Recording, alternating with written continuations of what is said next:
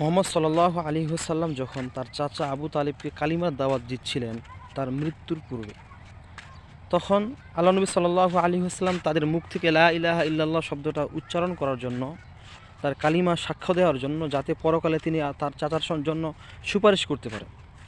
কিন্তু তার উপস্থিতিতে, অনেক কাফের মুশরিকের উপস্থিতিতে তিনি সেই কালিমাকে প্রত্যাখ্যান করলেন, অস্বীকার করলেন। তখন আল্লাহ তাআলা বলছেন, ইন্নাকা লা তাহদি মান আহবাবতা ওয়ালাকিন্নাল্লাহু ইয়াহদি মান ইয়াশা। হে মুহাম্মদ, আপনি যাকে ভালোবাসেন, আপনি যাকে মহব্বত করেন, মায়া করেন, আপনি চাইলেই তাকে হেদায়েত দিতে পারবেন না। আল্লাহ যাকে ভালোবাসি, যাকে ইচ্ছা করি, কেবল সেই একমাত্র হেদায়েত প্রাপ্ত হবেন।